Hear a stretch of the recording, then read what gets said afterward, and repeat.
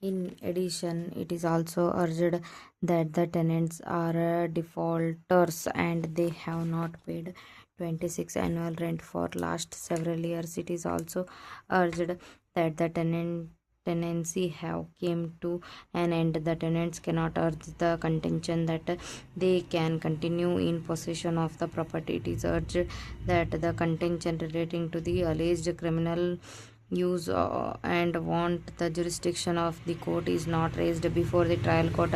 This court has considered the contention raised at the bar and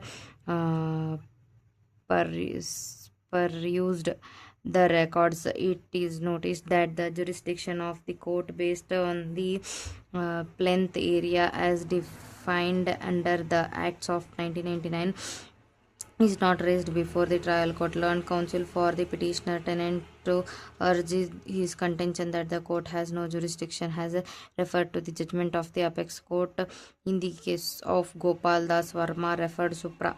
It is noticed that the said judgment is rendered in the context of the Delhi and Ajmer Rent Control Act while representing section 13(1) of Act 1952. The court has came to the conclusion that in case the premises is used for both residential and commercial purpose, then the court under the Act 1952 does not have the jurisdiction to try petition. There is nothing on record to show that section 13(1) of the Act is in materia with section 2 and 27 of the Act 1999. Hence, the said contention cannot be accepted.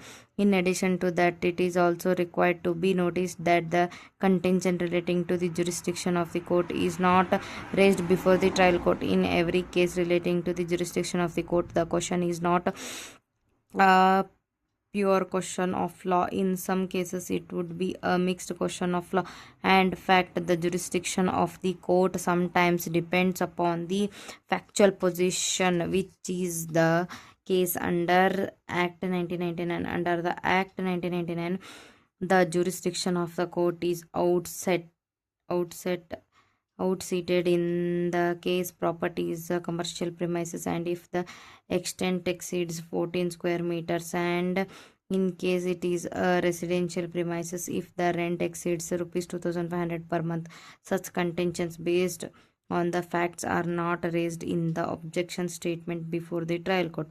Thus the contention that the Act 1919 has no application and the court had no jurisdiction to try the petition cannot be accepted in the fact of the case, insofar as the contention that the premises leased was only a vacant land and now the building is put up as such. The petition is not maintainable, raised by the learned counsel for petitioner's tenant with reference to the judgment of Chancheri and others referred supra. It is concerned. It is to be noticed that in the said case, the tenant who was allowed to occupy a vacant land was not permitted to put up a structure, and he has put up a structure without the consent of the landlord. Whereas in the instant case, the tenant were permitted to put up a structure and the said clause is found in these agreement itself. Thus the contention that what was leased is only a vacant land and the petitioner cannot be filed by the landlords under Act 1919 in respect of the vacant land cannot be accepted. Since the tenants were permitted to put up structure over the vacant land, the Act of 1919 does apply and the landlords were justified in the evoking Act 1999. Now the question is whether the landlord have made out a case for seeking eviction against the tenants by evoking section 27 of 2 of the act on the premises that the petition premises is required for his bona fide use. It is not in dispute that the landlords own a chowdhury around the petitioner premises. It is borne out of the records that the chowdhury is located around 700 meters away from the petitioner premises, though the landlord have sought eviction against certain persons around the chowdhury and have secured certain certain other premises, what is required to be noticed is the landlord are running a chowdhury, and the court can certainly take a judicial notice of the fact that the parking space is a real issue and around chowdhury, and the chowdhury needs large parking space to accommodate.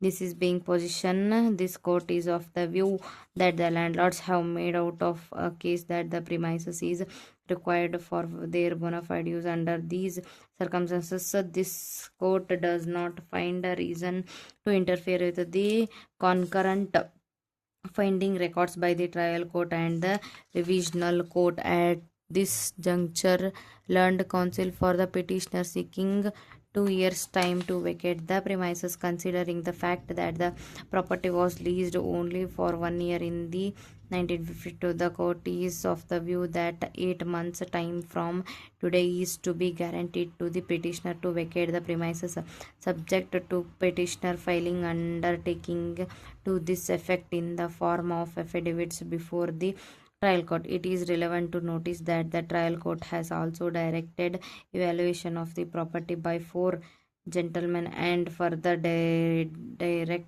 deduction of arrears of rent of payable by the tenants to the landlords, since the lease agreement provided for payment of maximum 5,000. Thus court is of the view that the above exercise is necessary. The landlord shall pay 5,000 without insisting for arrears of rent. The affidavit shall be filed before the trial court within 30 days from the today, after serving the copy of the affidavits to the counsel for the landlords before the trial court.